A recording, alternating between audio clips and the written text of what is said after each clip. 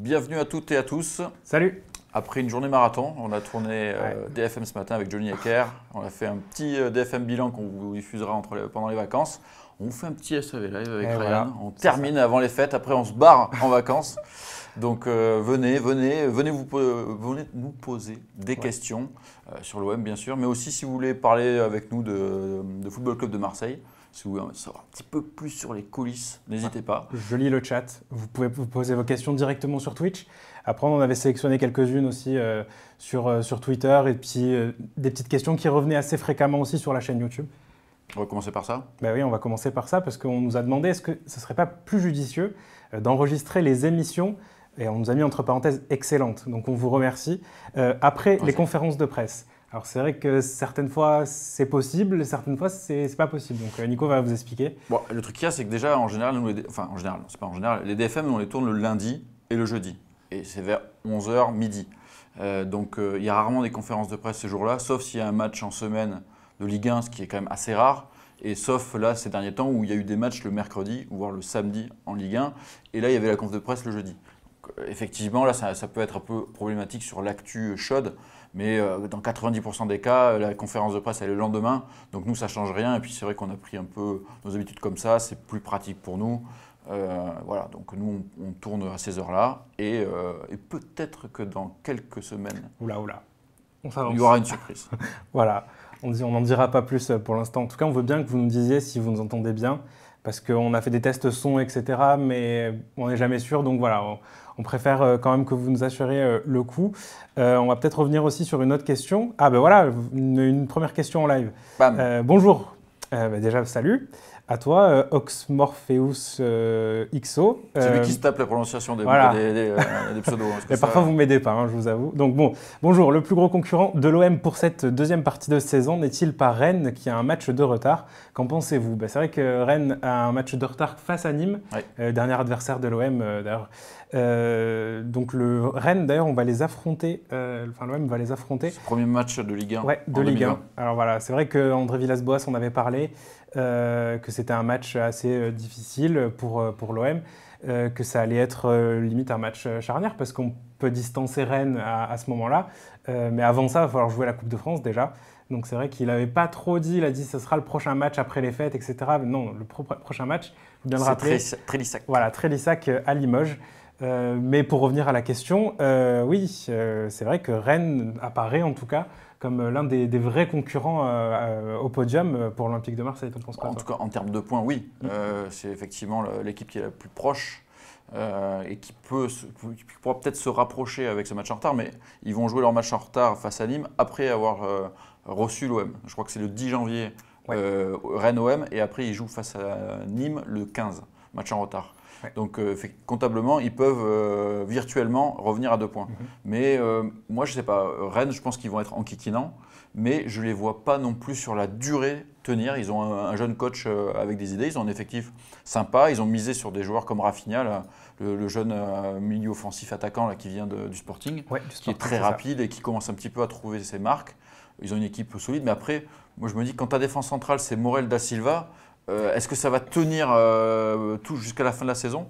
Je ne sais pas. Je pense qu'ils peuvent viser une place européenne. De là, viser le podium, je ne suis pas sûr. Je les vois plutôt 4-5.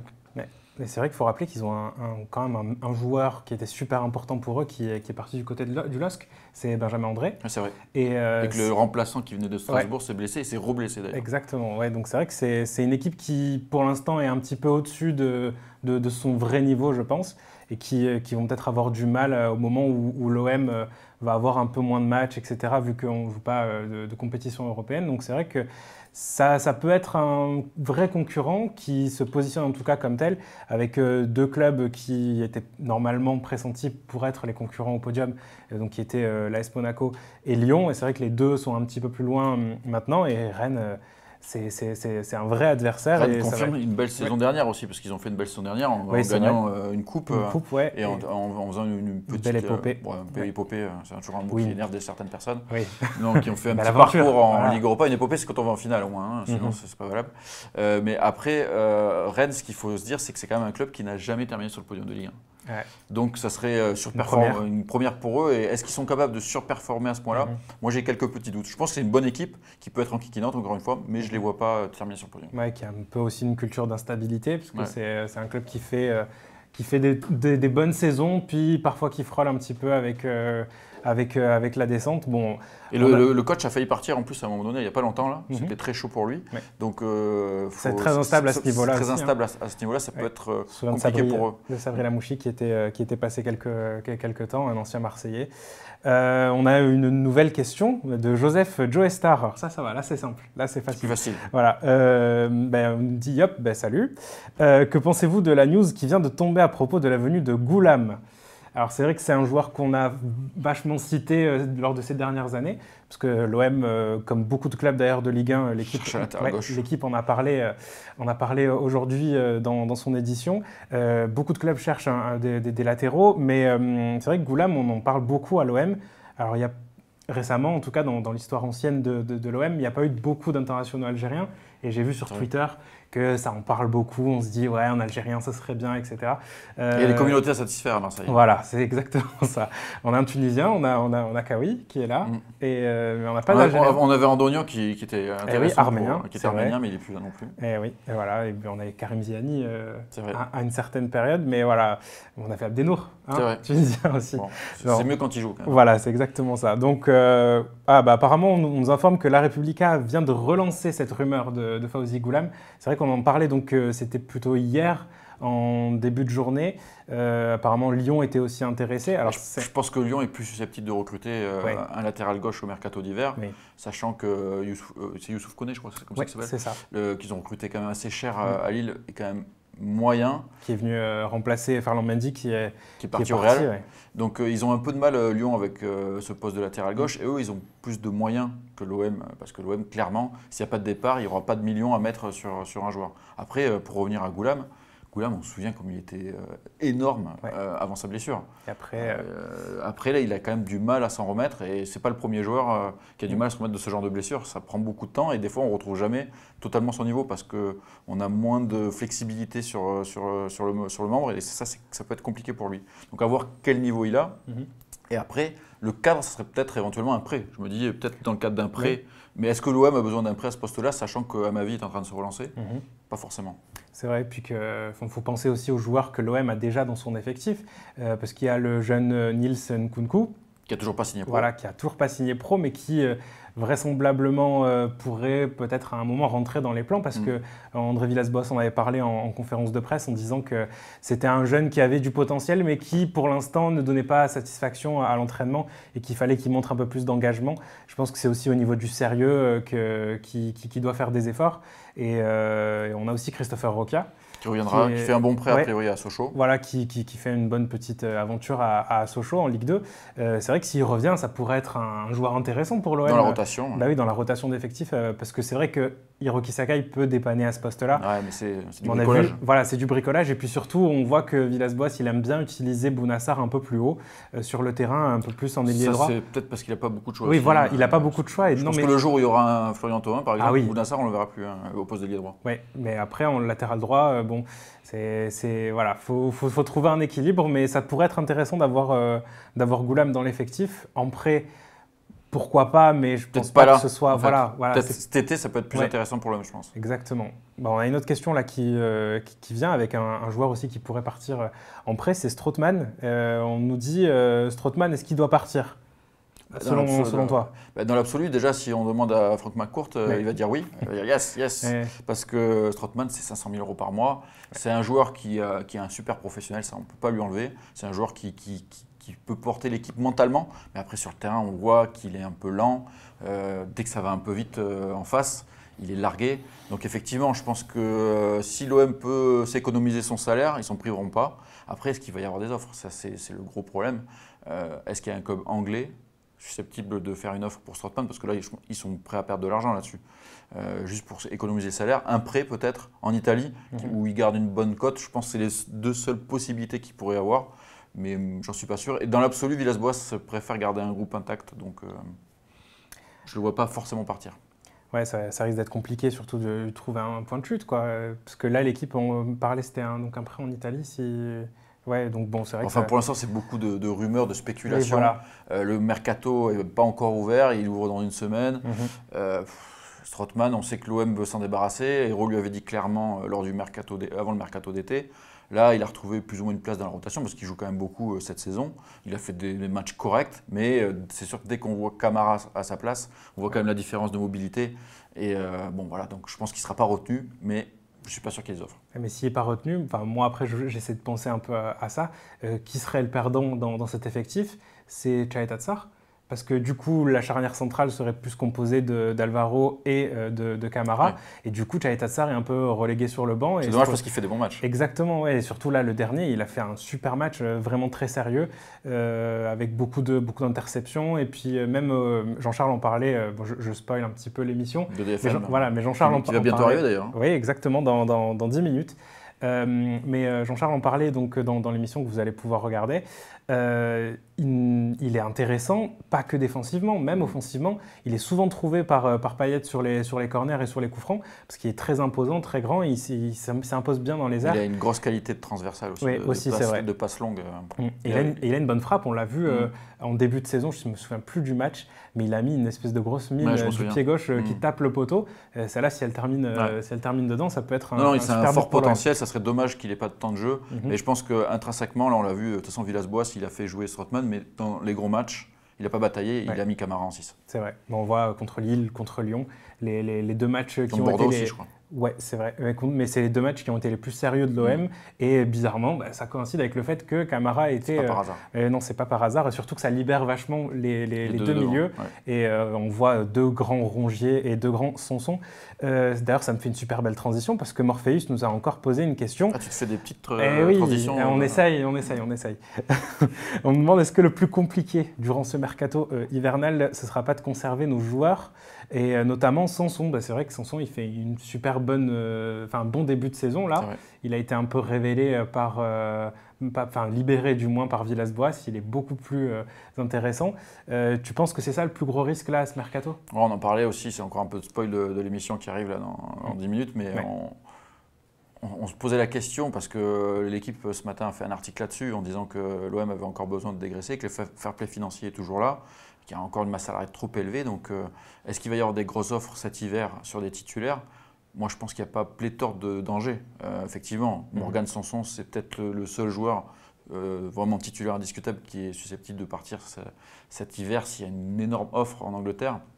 Sachant que le joueur, lui, a toujours clairement dit en off qu'il ne voulait pas partir au milieu de la saison. Donc je pense que si lui, il ne veut vraiment pas partir, ça paraît peu compliqué. Sauf qu'il faudrait vraiment que l'OM le pousse dehors avec un gros chèque de 30 ou 40 millions d'euros. C'est vraiment le danger qui peut guetter l'OM. Après, sur les autres titulaires, Camara, ils ne le lâcheront pas maintenant, c'est sûr. Payet, il ne partira pas. Benedetto ne partira pas. Moi, mis à part Strootman et Sanson, des joueurs qui jouent vraiment beaucoup, je ne vois pas de possible départ. Après, ça va être des joueurs un peu subalternes depuis le début de saison. C'est Germain, Lopez, des joueurs qui ne jouent pas comme Kawi. Ça, c'est plus des joueurs qui peuvent avoir des offres. Et justement, on se posait la question, est-ce qu'un jeune comme Maxime Lopez, qu'on aime bien, mais dans le système de jeu de Villas-Boas, il n'a plus vraiment sa place. Il joue plutôt ailier droit, ce qui ne lui correspond pas vraiment. Est-ce que même pour lui, d'aller ailleurs, ça ne lui ferait pas du bien? C'est la question, ça fait toujours mal au cœur de voir partir un joueur formé au club. Est-ce qu'un même un prêt, si tu peux prendre quelqu'un d'autre, je ne sais pas. Ouais, c'est vrai que c'est un petit peu compliqué. D'ailleurs, on nous demande quels sont les postes, selon nous, où il faut recruter en priorité. Est-ce qu'il faut plutôt un 9 ou est-ce qu'il faut plutôt un 6 ? C'est vrai qu'un 9, l'OM en aurait bien besoin parce que si Benedetto se pète, comme on dit, il n'y a pas trop de solutions. Vraiment. Germain, seul en pointe, on a vu ce que ça donnait. On a vraiment et Villas-Boas le sait très bien. Oui, on a vu contre Bordeaux, ça n'a pas été fameux au niveau offensif. Bon, après, on a eu des éclairs de génie qui nous ont permis quand même de gagner ce match, mais c'est vrai que ça a été compliqué pour Germain. Tu penses quoi, toi, du coup? Est-ce qu'il faut vraiment recruter à ce poste-là ou c'est plus un milieu de terrain qui viendrait Si je me fie vraiment à la réalité de ce qu'est l'effectif et de ce que dit Villas-Boas, il dit pas d'arrivée sans départ. C'est-à-dire que si on imagine une arrivée, il faudrait qu'il y ait un départ. Donc là, un 9, il faudrait que Germain parte, par exemple, et recruter un 9 qui peut jouer seul en pointe et faire une vraie doublure de Benedetto. Parce que là, Germain peut être utile en faux ailier ou surtout en second attaquant quand il rentre en fin de match. Et idem au milieu de terrain. Si Strootman s'en va, recruter un vrai 6 un peu plus jeune, avec un fort potentiel, ça peut être intéressant. Mais tout ça, c'est lié au départ. Donc c'est vrai que le mercato d'hiver est un mercato super compliqué. Et il va l'être vraiment encore plus cette saison pour l'OM qui a peu de moyens et qui a plutôt envie d'alléger sa masse salariale. Et là, on nous parle d'un petit intérêt de Strootman à Everton. Alors là, moi, ça, je ne l'ai pas vu récemment, en tout cas, mais ce sont des rumeurs. C'est pas une vieille rumeur, ça, de l'été dernier, ça? Ça, c'est possible que ce soit une rumeur de l'été dernier. Parce sans le réchauffer, ça. Ouais, voilà, il y a eu des clubs anglais qui étaient intéressés par Strootman, apparemment. Donc, on nous dit, le rêve, ce serait un échange Strootman contre Moise Kean. Alors là, oui, là c'est vraiment le rêve. Ouais, c'est le rêve parce que je pense pas que. Moise Kean, ils ont payé cher quand même. Ils l'ont payé cher, c'est vrai. Je ne me souviens plus du montant, mais ça devait être une trentaine de millions ou entre 20 et 30 en tout cas. Oui, parce que la Juve n'était pas vraiment disposée à le laisser partir. Ils ont fait un gros chèque pour le récupérer. Ouais. Après, c'est vrai que Moise Kean, l'OM avait tenté sa chance et que c'est un profil intéressant. Et il ne joue pas beaucoup. Non, il ne joue pas beaucoup avec Everton, c'est vrai. Mais Everton, de toute façon, c'est un club qui est pas très très bien, je crois, en première ligue. Je ne suis pas très sûr de ce que... Est-ce qu'ils ont changé de coach ou pas encore? Parce que là, il y a une grosse rumeur Carlo Ancelotti. Mais je crois que ça a été officialisé. Est-ce que ça a été officialisé? Oui, je crois que ça a été officialisé. Ça peut, un coach italien, ça peut donner du temps de jeu peut-être à Moise Kean qui va se sentir un peu mieux là-bas parce que c'est compliqué. C'est un coach italien, ça peut avoir envie de récupérer Strootman aussi. Oui, également. Non, mais c'est vrai que c'est difficile, je pense, pour les jeunes joueurs comme ça. Lui, c'est un Italien, il est parti directement en Angleterre. C'est un jeu totalement différent là-bas. Puis au niveau de la culture, il vaut mieux aller à Marseille qu'en Angleterre. Oui, c'est vrai. Pour un Italien, je pense. Nous, on a de très beaux endroits ici. Moïse, il y a beaucoup de choses qui se ressemblent. Au niveau de l'huile d'olive est très bonne ici. Voilà, exactement. Bon, alors, qu'est-ce qu'on a pensé du match de Radonjic? C'est Rocky qui nous demande ça. Écoute, moi, je t'avoue que j'ai bien aimé. J'ai bien aimé le match de Radonjic parce que j'avais un petit peu peur. Quand on a fait la conférence de presse et on regardait un petit peu, on écoutait plutôt ce que disait Villas-Boas et il disait moi, je ne suis pas trop disposé pour l'instant à le mettre titulaire. J'ai discuté avec lui, il est meilleur en super sub. Il faut que le club profite du fait qu'un joueur soit très performant lorsqu'il rentre, etc. C'est vrai que c'était intéressant, mais le joueur, je pense que toute sa carrière, il ne va pas faire super sub. Donc, il voulait peut-être un petit peu jouer. Il a peut-être fait un petit forcing où il a, convaincu le coach pour le mettre sur le terrain. Et très franchement, il a été toujours un petit peu brouillon comme à son habitude.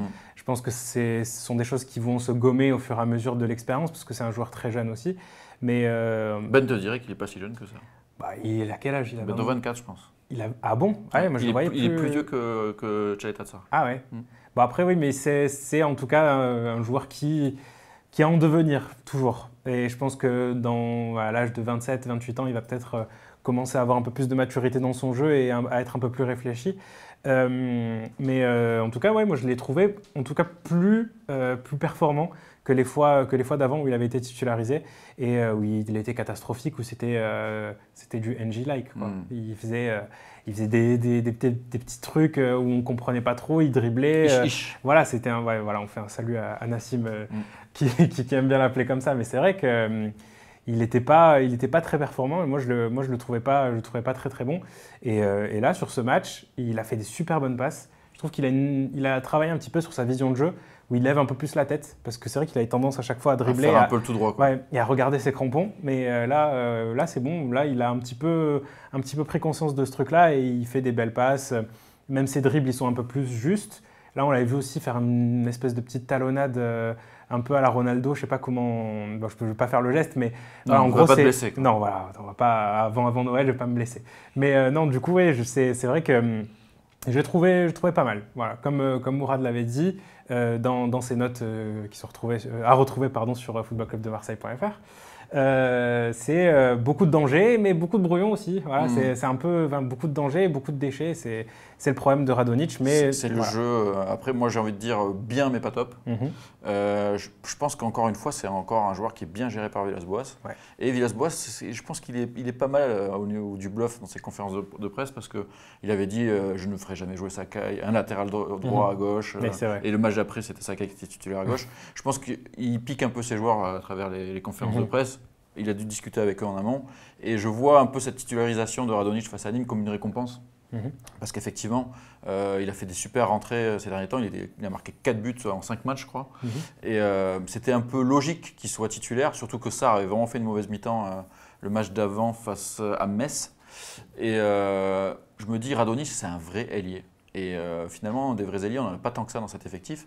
Et c'est bien de le voir jouer titulaire, même s'il a toujours des défauts. Je suis d'accord avec toi, il en a moins qu'en début de saison. On sent qu'il a pris confiance et que du coup, il avait un peu plus la tête. Il ne va pas, dès qu'il touche la base, dire allez, je vais essayer de dribbler la terre entière. Non, là, de temps en temps, il fait toujours des dribbles un peu de trop ou un peu tout droit. Mais le déchet, on l'accepte quand c'est du jeu avec du danger, etc. Après, Radonjic, je pense qu'il est meilleur à gauche. Ouais, c'est comme Thauvin, c'est un mec qui aime bien rentrer sur son bon pied pour frapper. Et le problème, c'est que là, il est obligé de jouer à droite puisque Payet est à gauche. Et on a d'ailleurs vu en seconde mi-temps, quand le coach a fait ses changements et qu'il s'est retrouvé à gauche, il a retrouvé un second souffle et il a fait plus de débordements. Je pense que c'est quelque chose qui va être intéressant pour lui de plus rentrer à gauche dans le futur. Mais je pense que c'est bien justement qu'il soit avec Payet parce que Payet c'est un joueur qui dézone beaucoup et qui de temps en temps peut se retrouver côté droit. Ben, on dit au revoir à Ben. Ouais. Bonnes vacances Ben, bonne fête. Oui, donc voilà, c'est vrai que c'est un bon complément à Payet parce qu'il se met, Payet essaye bien de toujours revenir un petit peu derrière pour récupérer un petit peu le ballon, pour aller même sur le côté droit, se retrouver. Il apporte de la profondeur du coup. Et voilà, et du coup c'est vrai que lui il est très remuant, et il va tourner aussi et il n'hésite pas, à redoubler les efforts comme on dit Non, ça va, bon état d'esprit, ouais. Bien relancé en confiance. Je pense que ça va être un atout important pour la seconde partie de saison. Ouais, moi je vais profiter juste pour répondre à 2 petites questions, ça va être très rapide. On nous demande est-ce qu'il y aura une rediff de ce live? Oui, il y en aura une sur YouTube dans les prochains jours. On ne sait pas exactement quand est-ce qu'on la mettra, mais elle sera… A priori demain. Voilà, a priori demain, mais sait-on jamais. Ensuite, on me demande aussi quel bilan on fait de la première partie de saison. Alors ça, dans les prochains jours, il y aura 2 vidéos qui vont sortir sur les bilans de mi-saison. Donc de l'année 2019 même, parce qu'il y a eu des petits trucs aussi sur Rudy Garcia. On fait un bilan sur l'année calendaire, voilà. C'est-à-dire que de janvier à décembre 2019, donc on a tout pris en compte. C'est avec Jean-Charles et Mourad et Ben, et vous allez voir, c'est un peu marrant, on fait ça décontracté, merguez de l'année, man of the year, etc. Le match cauchemar, le meilleur match de l'année. Donc rendez-vous pendant les vacances, vous allez voir, c'est en 2 parties, ça va être sympa. Et Jean-Charles dans son plus bel habit, j'en dis pas plus. Un habit comme ça. Hein. Comme ça. Alors Jean-Charles, c'est l'homme sandwich, donc là je vais le faire un peu. C'est les t-shirts Football Club de Marseille. Ouais. Pour les fêtes, n'hésitez pas, il y aura un petit lien en dessous quand ça sera rediffusé sur YouTube. Alors maintenant on va passer, que pensez-vous de l'info Foot Mercato? McCourt pourrait vendre Thauvin. Alors je pense que c'est pas Foot Mercato l'a peut-être repris, mais c'est l'équipe qui a sorti un gros dossier sur le Mercato de l'OM. Qu'est-ce qu'on pense du fait de vendre Thauvin, pardon. C'est un petit peu compliqué. Je pense qu'il y a 6 mois, on aurait dit jamais de la vie, faut pas, etc. Parce que il était en pleine bourre, etc. Là, il est blessé. Et je comprends que la question se pose, surtout qu'il ne lui reste pas énormément de contrats. Il lui reste 1 an. 1 an et demi. 1 an et demi, ouais, 1 an et demi. Donc, ce sont des questions qui se posent. Forcément, s'il y a une grosse offre qui vient maintenant, alors qu'il lui reste qu'1 an et demi de contrat, le club et les investisseurs vont commencer à y penser. Bien sûr, nous, on aimerait qu'il reste et on aimerait qu'il revienne le plus vite possible pour aider l'équipe parce qu'on voit comment elle est déjà sans lui. Alors avec lui, on n'imagine pas. Mais oui, ça pourrait arriver comme ça pourrait ne pas arriver. C'est ça le problème. Avec le mercato, on ne sait jamais. Mais nous, je pense, en tout cas, je parle en mon nom là pour l'instant. Parle en ton nom, s'il te plaît, on ne sait jamais. Je ne suis pas d'accord. Hein. Non, je pense que tu vas l'être. On n'a pas envie qu'il parte pour l'instant, quoi. Déjà, on a envie qu'il rejoue. Voilà, en fait. On a envie qu'il rejoue sous Villas-Boas déjà. Déjà, on a envie de le voir dans cette équipe-là. Oui. Après, c'est un dossier vachement complexe, c'est ce qu'on disait, c'est vraiment le cas épineux. Je crois que l'équipe titrée sur cette partie-là, c'est prolonger ou transférer. Et c'est un peu ça, parce que Thauvin, avec cette blessure-là, c'est un peu embêtant pour l'OM, parce que c'était quand même son gros joueur bankable. Ils espéraient faire une grosse culbute l'été dernier en le vendant. Il y a eu des contacts avec des clubs, il y a eu Valence qui était dessus, mais c'était une histoire de chaise musicale invraisemblable qui ne s'est pas faite. Donc Thauvin n'est pas parti et Thauvin a rechuté, était blessé à la cheville, a dû se faire opérer. Et ça devient compliqué parce que Thauvin est sous contrat jusqu'en 2021. Ça veut dire que là, en juin, il lui restera plus qu'1 an de contrat. Donc ça, c'est vraiment une situation très embêtante pour les clubs. D'autant plus que Thauvin a déjà un joli salaire de plus de 400 000 euros par mois. Et s'il prolonge, ça ne va pas être pour le même salaire, ça va être pour plus. S'il prolonge, vu comme il a été décisif pendant 2 ans et demi, ça va être pour avoir le plus gros salaire du club, comme un Payet, comme un Strootman. Et là, l'OM, clairement, ne peut plus donner ce genre de salaire. Alors, est-ce que cette donne-là va changer avec une hypothétique qualification en Ligue des Champions? C'est une question qu'on pourra se poser. Est-ce que l'OM peut se dire on a besoin d'un joueur décisif devant? Au moins avec Thauvin, on peut mettre, on refait le pari de refaire un nouveau contrat. On n'a pas d'année de transfert, il y aura sûrement une petite prime à la signature. Et peut-être que dans un an, on le vend avec la vitrine de la Ligue des Champions. Là, on pourra faire. Ça peut être une solution. Mais ça va être compliqué. Il faut voir quand est-ce qu'il va revenir. Et comment il va revenir surtout? Ça, nous, vous avez sorti l'info il y a quand même, je sais plus, 2 mois, je crois, à peu près. où il y avait des doutes sur sa date de retour. Parce que quand Thauvin s'est fait opérer, le club avait clairement communiqué en disant retour début janvier. Là, déjà, Villas-Boas, il parle de février. Et février, c'est hors taxe. Février, ça sera peut-être juste dans les groupes sans forcément jouer. Donc, quand est-ce qu'il va être vraiment à son niveau et qu'il va être opérationnel pour ne serait-ce que débuter un match? Est-ce que ça sera mi-février? Est-ce que ça sera début mars? Avril? On ne sait pas. Lui, il a un objectif, il veut jouer l'Euro avec les Bleus. Donc, il y a plein de facteurs et il va falloir que tout le monde s'y retrouve, que le joueur s'y retrouve, que le club s'y retrouve. Donc, c'est beaucoup d'interrogations et je pense que dans l'absolu, oui, on a envie de voir jouer Thauvin. Et moi, dans l'idéal, j'aimerais bien le voir jouer même la saison prochaine en Ligue des Champions avec l'OM, quitte à ce qu'il parte en 2021 avec un bon chèque pour l'OM et que tout le monde soit content. Mais après, je pense que si lui, le joueur, il n'a pas forcément envie de partir. Non, maintenant. Il est bien à Marseille. Voilà, il est bien et puis on le voit aussi très souvent en tribune. Et c'est un amoureux du club, il fait pas semblant. Oui, exactement. Puis on le voit aussi. Après, ça, c'est sur les réseaux sociaux, c'est peut-être aussi un petit peu de com, etc. Mais il a fait des gestes autres que de la com. Oui, non, bien sûr, mais ça fait des années de toute façon qu'on sait qu'il est amoureux de l'OM. Mais on le voit très heureux de ce qui se passe. Ça pourrait être aussi un joueur qui se dit bon, ben voilà, et je suis blessé, je suis un peu dégoûté, je suis en tribune, les mecs ils sont en train de gagner des matchs, etc. Je pourrais faire la gueule. Lui non, il est debout, il applaudit, il est super content. Et je pense qu'avec ça doit lui manquer. Et puis avec des personnages aussi comme Alvaro, comme Benedetto, etc. Ça peut, c'est un joueur qui est un peu, j'ai pas envie de dire ce mot, mais qui est un petit peu influençable, on va dire, parce que quand il est dans son vestiaire, on l'a très souvent vu. Si l'ambiance est très très bonne dans le truc, lui il est à fond encore plus. Un peu comme Payet. C'est un peu ça. Et alors que si ça va pas trop, il va se cacher un peu plus. Voilà, il va se cacher un peu plus et il va être un petit peu bougon, etc. Et pas bien jouer et aller frapper la pelouse comme il l'a fait souvent quand il était énervé, quoi, à vouloir tout balancer, etc. À surjouer seul. Exactement, et à être buté, etc. Alors que là, dans cette équipe, je pense que lui, il a trop hâte de revenir, quoi, parce qu'il va s'amuser, en tout cas, ça c'est sûr. Et puis, c'est un des seuls postes où il nous manque quelqu'un pour avoir une vraie équipe type. Ouais. Tu as un vrai buteur, tu as un mec à gauche qui est super bon, à droite, il manque lui, quoi. Ouais, voilà, c'est vrai que ça donne envie. Hein. Ah oui, ça donne envie, voilà. Moi, je perds mes mots tellement que j'ai envie de voir notre petit Thauvin revenir. Alors... Salut à vous, Libron. Salut, Libron. Vu les performances excellentes de Camara en 6, est-ce que AVB ne doit pas le convaincre de rester à ce poste toute la saison? J'aimerais bien qu'il arrive à le convaincre. Mais c'est vrai que pour l'instant, Camara, il a quand même clairement fait savoir que son poste était défenseur central. Et Villas-Boas, encore une fois, c'est la communication. Comme je disais tout à l'heure, il dit « je ne ferai jamais jouer de latéral droit à gauche », il l'a fait. Là, il a dit « je préfère le faire jouer à son poste parce que c'est là où il veut jouer ». Je pense que pour l'instant, dans les gros matchs, là, il a fait jouer en 6. Donc à lui aussi de le convaincre. Je pense que Camara, il ne faut pas qu'il s'imagine qu'il va flinguer sa carrière de défenseur central en jouant en 6 une demi-saison. Je pense qu'au contraire, il va apprendre d'autres choses. Jean-Charles, qui a joué à ce poste-là de 6, nous l'expliquait. Il dit quand un défenseur central il monte d'un cran, il apprend d'autres choses et ça le fait progresser aussi à son poste de défenseur. Ouais. Sachant que lui, avec ses qualités techniques de relance et de passe, ça le fait grandir aussi à ce niveau-là. Je pense que ça serait bien que Villas-Boas trouve les mots pour le convaincre de jouer en 6 jusqu'à la fin de la saison. Et suite de la question, est-ce que s'il est vraiment bien installé à ce poste-là, est-ce qu'il ne faudrait pas du coup recruter un défenseur central? Et là, on demande, est-ce que nous, on a des profils de joueurs un peu style Alvaro? Parce que c'est vrai que c'est le style de joueur qui plaît à Marseille, hein. Ça, on le sait, des joueurs avec de l'envie, de la grinta et là, il y avait des bons guerriers. une rumeur qui est ressortie il y a quelques jours, là, c'est le Mexicain Carlos Salcedo.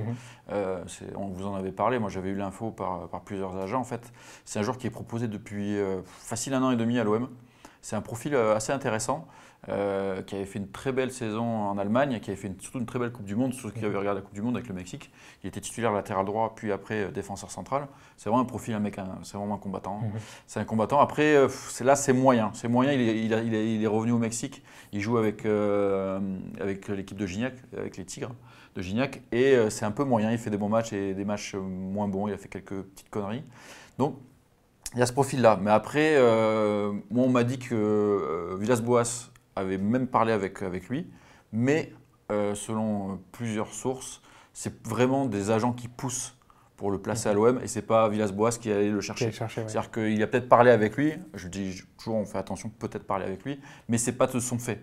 C'est-à-dire que c'est plus les agents qui poussent pour le placer à l'OM. Et il y a d'autres agents qui l'ont déjà proposé à Zubizarreta il y a déjà plus d'1 an et demi. Donc c'est un joueur qui est poussé vers l'OM.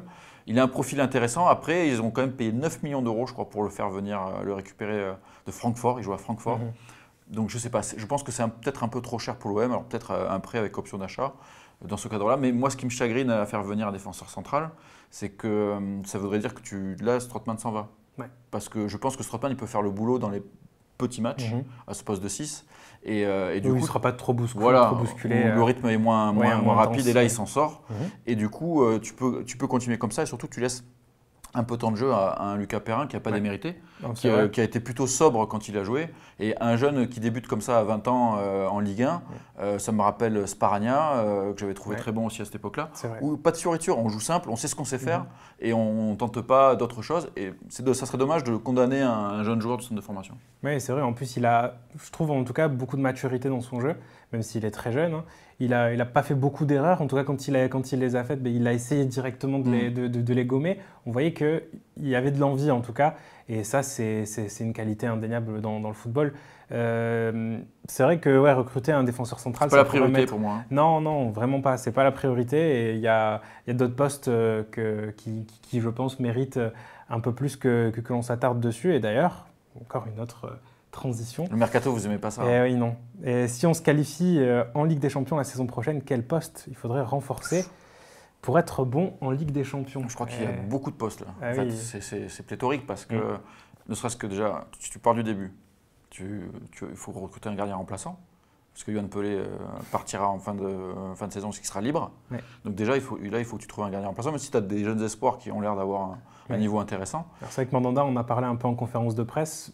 Pour lui, il a deux très très bons gardiens qui pourraient même après prendre sa place. Dont un de 16 ans, hein, voilà. Ils sont très très jeunes. Oui, ils sont vraiment très jeunes. C'est vrai qu'il a Mais bon, est-ce que tu peux faire doublure de Mandanda à 16 ans ou 18 ans? Moi, je pense que c'est encore un peu léger. Amadou Dia, je pense qu'il est encore un petit peu léger. En plus, c'est un gardien, moi, ça m'a toujours un petit peu questionné. Je ne sais pas ce que tu en penses, mais pour moi, les gardiens qui mesurent, qui sont assez petits, il fait 1m80, je crois. On regarde le meilleur gardien peut-être ce début de saison en Ligue 1, c'est Larsonneur. Il est pas très grand, il fait 1m80, je crois.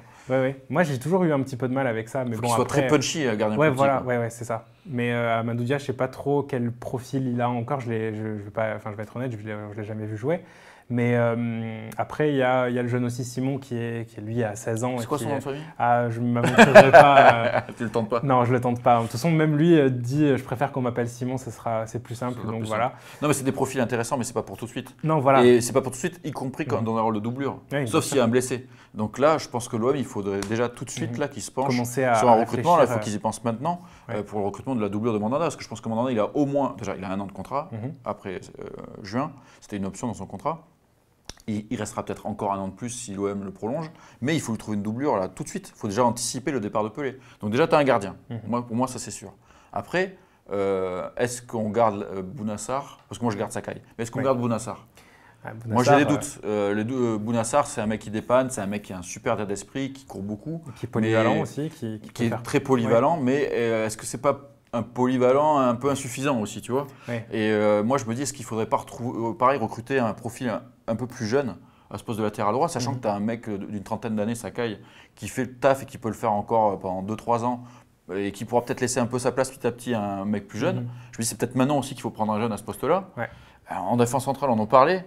À la base, tu en as 3 plus Lucas Perrin. Si tu veux lui jouer avec des champions, il faudra peut-être que tu prennes un mec d'un standing un peu au-dessus. Parce que même Alvaro c'est un très bon joueur, mais est-ce qu'Alvaro, ce sera un très bon joueur au niveau au-dessus?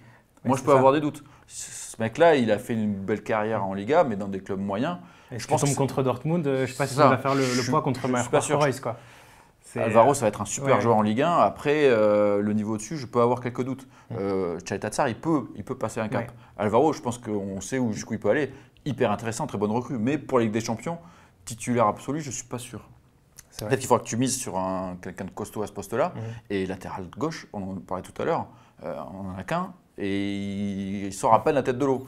En Ligue 1. En Ligue 1. Donc là aussi. Donc déjà, tu vois, on est déjà à 1, 2, 3, 4 postes. 4 postes. Oui, c'est ça. Sur 4 possibles. Déjà. Voilà, donc, et je pense qu'on peut faire quasiment toute l'équipe. L'équipe comme ça, parce qu'un vrai 6, il t'en faudra un et te débarrasser de Strootman. Je pense que Sanson, il va rester cet hiver, mais peut-être qu'il partira l'été prochain. Donc il faudra que tu recrutes un relayeur avec Rongier et que tu aies une doublure. Et devant, on n'en parle pas. Si Thauvin s'en va, vous avez vu la liste? Elle est énorme. Bon, après, on ne dit pas qu'on va faire une Elibop 0 points. Même si on y va avec cet effectif, je pense que l'OM peut faire quelque chose. Peut-être, allez, on va dire avec un miracle en phase de groupe, avec un bon groupe, etc. Ils peuvent peut-être aller en 8e. Mais bon, je pense que tu vois, en étant raisonnable, une première saison où tu reviens en Ligue des Champions, l'objectif premier, ça doit être de terminer 3e pour être rebasculé en Ligue Europa et essayer de faire quelque chose en Ligue Europa. Parce que pour l'instant, tu es en construction. L'OM Champions Project, ils ont voulu aller trop vite. La Ligue des Champions, déjà, d'y participer aux phases de poule, c'est une première chose. Et après, faire un beau parcours en Ligue Europa avec un objectif d'ici 1 an ou 2 de se dire peut-être qu'en Ligue des Champions, je ne peux pas aller trop haut, mais en Ligue Europa, je peux essayer de la gagner. Ça peut être un bel objectif. Et après, construire une équipe petit à petit pour sortir des poules et essayer de passer après des tours. Mais ça va être compliqué quand tu vois les clubs qui dépensent des milliards et qui ne dépassent pas les quarts de finale. Je pense à Manchester City. Bah oui, totalement. Tu te dis c'est très compliqué aujourd'hui la Ligue des Champions. Alors pour l'OM, ça va l'être encore plus. Ouais, c'est vrai. Mais bon, après l'OM, s'ils reviennent en Ligue des Champions, je pense que ça va y avoir l'enflammade, on connaît les supporters de l'OM. Envie. Même nous, en tant que journaliste, j'ai envie d'entendre cette musique au stade Vélodrome, j'ai envie d'aller faire de déplacements dans un gros club, aller à Madrid, on a tous envie de ça. Moi, un Zidane en conférence de presse après ça ne te dérange pas? Pas du tout, bien sûr que non, c'est pour ça qu'on fait ce métier aussi. Mais oui, du coup, ça pourrait être super, mais voilà. Il va falloir, je pense, peut-être déjà, il faut terminer deuxième. Il faut terminer déjà deuxième, faire voire troisième avec de la chance comme Lyon. Ouais, une bonne deuxième partie de saison, faire quelque chose. Bon, après, on va essayer de faire confiance au coach, c'est sûr. Mais et garder le coach. Voilà, on va poser une question qui était pas là-dessus, mais j'ai envie. Voilà. Vas-y. C'est vrai qu'on compare souvent André Villas-Boas à Bielsa, et tout à l'heure, notre cher Mourad Hartz nous a parlé de ce truc-là et de nous dire que, en fait, les fans de l'OM ont un petit peu cette espèce de parano où on se dit, bon, on a fait pareil avec Bielsa où on était champion d'automne et puis après on s'est ramassé en seconde partie de saison. Est-ce que toi tu y crois à ça? Est-ce que toi tu penses qu'il va se passer la même chose? Déjà, la grosse différence c'est que Bielsa, si on se rappelle un petit peu de ce qui s'est passé, c'est qu'il y a une canne qui lui avait fait très mal, avec notamment la blessure d'Nkoulou. Ouais, c'est vrai. Donc ça avait vraiment compliqué les choses. Et puis Bielsa, je pense, en demande plus que Villas-Boas au niveau de l'entraînement. Ça veut pas dire qu'il glande, il ne glande pas avec Villas-Boas. Disons que Bielsa, c'est un extrémiste.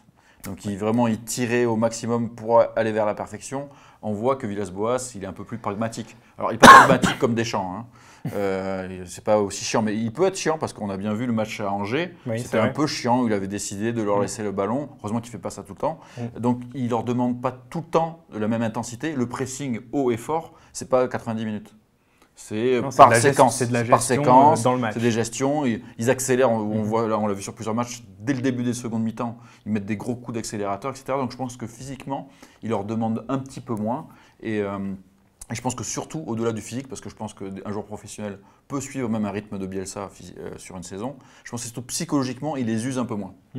Donc je pense qu'il y a moins de tension avec Villas-Boas. En plus, Villas-Boas, une personne plus normale, entre guillemets, parce que Bielsa, c'est El Loco, quoi. C'est El Loco, c'est un fou furieux du football, c'est sa passion, mais il est un peu autiste, il est un peu dans son monde. Villas-Boas, c'est un mec normal, il va monter la Sainte-Victoire, il fait des sports qu'il aime bien, il te parle comme il parle à tout le monde. Non, mais c'est un mec normal, c'est un mec normal qui parle français, qui leur parle, etc. Donc je pense que les rapports sont plus simples et plus sains. Pourtant, moi je suis bielsiste, je suis fan de Bielsa, mais je reconnais aussi les limites de Bielsa qui est un fou furieux. Donc je pense qu'il les use beaucoup moins et je ne vois pas le groupe lâcher Villas-Boas, alors que Bielsa, on sait très bien qu'il y a certains joueurs qui ont un peu lâché en seconde partie de saison. Oui, c'est vrai, parce qu'en fait, avec Bielsa, il y avait deux usures. C'était l'usure physique, parce que les entraînements, c'était chaud. Et le groupe pour les blessures, ils ont été obligés de bricoler aussi. Et l'usure mentale aussi, parce que ça doit être assez compliqué, je pense, de travailler avec un mec comme ça, même si c'est un génie dans ce qu'il fait. Voilà, c'est un génie dans ce qu'il fait. Il les a emmenés, comme tu dis, il a porté le Vélodrome il les a remis dans l'enflammade, etc. C'était magique. C'était extraordinaire. Mais après, il ne faut pas casser la saison de Bielsa, parce que là, je comparais, mais après, pour moi, Bielsa, il aurait très bien pu terminer second, voire même jouer le titre jusqu'au bout. Il y a eu quand même des circonstances vraiment compliquées entre les blessures, les erreurs d'arbitrage. J'aime pas parler de l'arbitrage, mais là, quand même, il y a eu des choses énormissimes cette saison-là. À un moment donné, il y a eu une bascule alors qu'on était à 2 points de la première place. Et Bielsa, ça ne s'est pas joué à grand-chose. Et quand j'entends certains spécialistes ou pseudo-spécialistes dire que, de toute façon, avec Bielsa, c'était sûr qu'ils n'allaient pas tenir la saison, je suis désolé. S'il n'y avait pas eu 2-3 matchs charnières qui ont fait basculer la saison, peut-être que les mecs se seraient relancés mentalement, ils auraient pu, et on ne se souvient pas, mais ils terminent sur 5 victoires, je crois, Bielsa, la saison. Ils font une bonne fin de saison. Donc les mecs n'avaient pas non plus lâché, quoi. Non, il y a eu un creux. Mais voilà, il y a eu un petit creux à un moment. Qui a duré trop longtemps. Et des décisions, des matchs qui ont tourné. Et puis je pense que même Villas-Boas leur a parlé avant. Je pense qu'il est au courant déjà de ce truc-là. Et puis il y a une gestion qui est un peu plus saine. Voilà. Rationnelle. Voilà, c'est ça. On a une dernière question, parce que je pense qu'après on va stopper. On doit être à peu près à 35 minutes. Ouais, c'est pas mal. Ouais. Donc une question de Peanuts qui nous dit question sérieuse. Pourquoi c'était pas des questions sérieuses? Ah non, je pense que c'est pour ce qui suit, parce que c'est vrai qu'on aurait pu sourire, et d'ailleurs on va sourire, on est désolé, vraiment. Mais quel est le problème de Sertic? On aimerait bien avoir la réponse, franchement. Parce que... Il y a plusieurs problèmes. Oui, voilà. En fait, est-ce que c'est son niveau, son attitude? Est-ce qu'il s'entraîne au moins? Je comprends toujours pas comment il a pu être recruté. Bon, alors là, on a une indication de... Il y a plusieurs... il y a des réponses dans la question. Là, voilà. Alors, mais Sertic, déjà, première chose, il y a un problème d'agent. On sait très bien que même si c'est avec un prête-nom, c'est les agents de Garcia qui sont les agents de Sertic. Donc c'est un recrutement qui arrange un peu tout le monde. Après, Sertic, au demeurant, c'était pas non plus une catastrophe. Non, à Bordeaux, c'était pas... Bordeaux, c'était un joueur moyen de Ligue 1 qui pouvait rendre des services. Après, payer 1,5 million alors qu'il versait 6 mois de contrat et lui filer un salaire pas loin de 200 000 € par mois, c'était pas la meilleure idée. C'était pas la meilleure idée. Après, surtout quand tu sais, et beaucoup de gens le savaient déjà dans le milieu, qu'il avait des gros problèmes de genoux. Sertic, il a eu des blessures au genou, il s'en est jamais remis, et il n'a jamais retrouvé du rythme, il a eu des rechutes, etc. Donc il a un gros problème de genou. Alors là, aujourd'hui, a priori, tant mieux pour lui, ça a l'air d'aller, il arrive physiquement à peu près à tenir le choc. Mais bon, je pense que ça ne va pas être non plus top pour que Villas-Boas le raille complètement de son effectif, comme ça dès le début de la saison, c'est qu'il ne doit pas être top. Il ne doit pas être top à l'entraînement. Donc là, il est clairement placardisé. Et puis avec le salaire qu'il a, il va croquer jusqu'à la fin, comme a fait Abdenour pendant 2 ans de prêt. C'est-à-dire qu'il sait qu'il ne jouera jamais, mais il sait qu'il ne retrouvera jamais un salaire comme ça ailleurs. Donc là, il prend le salaire jusqu'au bout. Et ça, on peut en vouloir aux joueurs en disant qu'il n'aime pas le foot, il préfère prendre l'argent, mais ce n'est pas lui qui l'a demandé le salaire, on lui a donné. Donc là, on peut plus en vouloir à Jacques-Henri Hérault ou à Garcia d'avoir choisi Sertic et à Zubizarreta de ne pas s'être imposé à dire non, je ne veux pas Sertic. Donc ça, c'est un problème plus à la direction de l'OM. Lui, le joueur, c'est un bon mec en plus. Le peu de fois où on l'a côtoyé, moi je l'avais côtoyé à une conférence de presse, il était venu serrer la main à tout le monde. C'est un mec très gentil, adorable. Après, c'est pas un super joueur de foot et je pense qu'il n'avait pas grand-chose à faire à l'OM.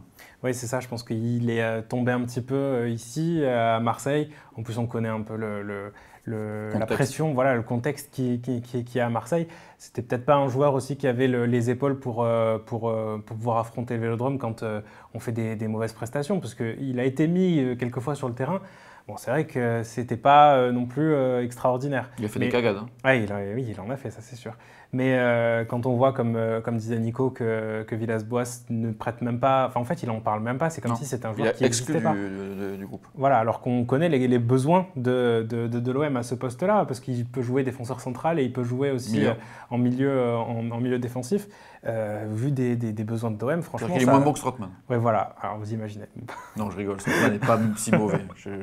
Je me caricature moi-même. Ouais, bon, vous avez demandé des petites questions sur les insights de FCM, etc. Bon, je pense on va en faire un petit peu. On va quand même faire un petit peu. Voilà, on va quand même en discuter un petit peu.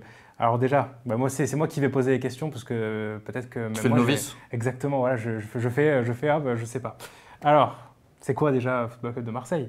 Alors, Football Club de Marseille, c'est un des 2 clubs qui faisaient partie de la fusion à la création de l'OM. Donc c'est pour ça qu'on avait choisi ce nom, Football Club de Marseille. Et les couleurs du Football Club de Marseille, c'était le noir et a priori un peu de violet. Ouais. Donc c'est pour ça d'ailleurs qu'il y avait un maillot violet. Ça, on me l'a dit, j'avais fait a priori, le maillot vraiment utilisé, c'était léger le violet. Ouais. C'était pas le mauve comme il y a eu, c'était pour les derniers maillots d'Adidas. À l'époque où il y avait un maillot violet et j'avais demandé, on m'avait expliqué que c'était pour ça. C'est pour ça qu'on a les couleurs noires et blanches. Voilà. C'est en référence à la création de l'OM. Et puis le bleu forcément pour l'OM et pour la ville de Marseille. Mais qui a créé ce fabuleux média, Nico? Non, là, ça fait un petit peu. C'est pour ça que je rigole. Non, bah oui. Non, en fait, ce média, on l'a créé avec Ben il y a plus de 8 ans maintenant, bientôt 9 ans. Oui, c'était en 2011. Ouais, au début, ça s'appelait OM le site. Et on a vu, Feu OM le site. Feu OM le site, on n'avait pas le droit d'utiliser OM parce qu'à un moment donné, l'OM a décidé que tous les sites, vous vous souvenez, il y avait OM Planet. Moi ça a bercé mon enfance et mon adolescence. Donc, tout le monde a dû rendre l'OM à l'OM. Donc on a décidé de choisir ce nom-là, mais on a débuté avec Ben. Au début, c'était vraiment du bricolage. On avait un autre boulot à côté, et puis petit à petit, ça s'est construit. Et puis on construit encore tous les jours. Au début, on a commencé à prendre des stagiaires. Mourad nous a rejoints avant qu'on l'embauche. Et puis là, on a Jean-Charles qui aussi nous a rejoints comme consultant et Ryan qui a fait aussi beaucoup de stages chez nous pendant très longtemps. Moi, je croyais même au début qu'il était supporter du FC Metz. Oui, alors on va. On ne veut pas rentrer dans la vie privée. Mais vous en parlez souvent à chaque fois, même là, sur le bilan, à un moment, tu as lâché un petit FC Metz, Ryan, etc. Voilà. C'est la belle famille. Voilà, c'est la belle famille qui vient de Metz. D'ailleurs, j'y vais demain. Salut à tous. Mais non, moi, je suis Marseillais, j'ai pas d'accent, c'est vrai, mais je peux le faire si vous voulez. Tu peux le faire? Oui, bien sûr, je peux le faire. Attends, tu crées quoi? Non, mais sérieux, mais plus sérieusement, voilà, je suis pas lorrain. Je suis né à Marseille, mais... Peut-être tu remets les choses au clair. Voilà, mais attends, il faut, à un moment donné. À un moment donné, oui. Du coup, d'aujourd'hui... Voilà, ça, c'est une petite private joke sur le DFM qui est diffusée, ça y est. Oui, qui est diffusée depuis maintenant 20 minutes. Donc du coup, voilà, bon... Donc voilà, on a créé ce site-là. Maintenant, on est une petite équipe. Vous voyez, on a des locaux où on essaie de progresser. On a des petites galères de son sur les lives de temps en temps. Ça remonte souvent, mais franchement... Vous imaginez pas comme c'est la galère le son. Parce que le dernier live, par exemple, le son était nickel. Et il est nickel sur le téléphone. Il est nickel quand on le réécoute. Et sur l'ordinateur, on ne sait pas pourquoi le son est bas. Il y a des choses, on n'arrive pas à tout maîtriser. On n'est pas encore au top, assez professionnel sur ce genre de choses. Voilà. On travaille. On vous promet qu'on va essayer de corriger ça. Il y a plein de choses qu'on doit améliorer. On a plein d'idées. Donc, on va vous proposer plein de nouvelles choses petit à petit. On essaie de ne pas aller trop vite aussi pour ne pas se planter. Donc, voilà en gros, Football Club de Marseille qui, DFM, maintenant, ça fait plus de 2 ans, je crois, ou 1 an et demi qu'on est dans ces studios-là. On est à Marseille, à Bonneveine. Voilà, on grandit petit à petit grâce à vous. Et voilà. Voilà, c'est le moment de vous remercier. C'est pas mal ça pour finir, non? C'est magnifique. C'est le moment de vous remercier et de vous souhaiter à tous de bonnes fêtes surtout. C'est ça. Voilà, on va pas souhaiter la bonne année encore. Non. Bonne fête, profitez bien, ne mangez pas trop, ne buvez pas trop. Mais quand même un petit peu. Un petit peu quand même parce que c'est la fête. Et on se retrouve déjà pour l'émission Bilan qui sera diffusée en 2 parties. La rediff de ce live, il y aura plein de petites choses. Et on se retrouve pour le match de Coupe de France. C'est le 5 janvier, je crois que c'est à 14h15 si j'ai encore un peu de mémoire. Et donc pour le DFM le lendemain, le lundi 6, qu'on fera. Et après c'est reparti. C'est reparti pour la Ligue 1 et on espère une deuxième partie de saison aussi belle que la première. Et voilà, on espère en tout cas. C'est ça. En tout cas, on te le souhaite. On se le souhaite. Voilà, en tout cas. on se le souhaite. Allez. Merci à tous. Et à bientôt. Puis, bon DFM. Vous filez tous sur la chaîne YouTube, là. Ouais, ou sur le site. Voilà, vous avez tous regardé Débat Foot Marseille qui est sorti. Avec Johnny Ecker. Exactement, avec l'ancien joueur de l'Olympique de Et Marseille. Et oui, sans son plâtre. Sans son plâtre. Ouais, il nous a expliqué pourquoi. Voilà. C'est très très marrant. Exactement. Allez, bonne fête à tous. Salut. Et à bientôt. Ciao.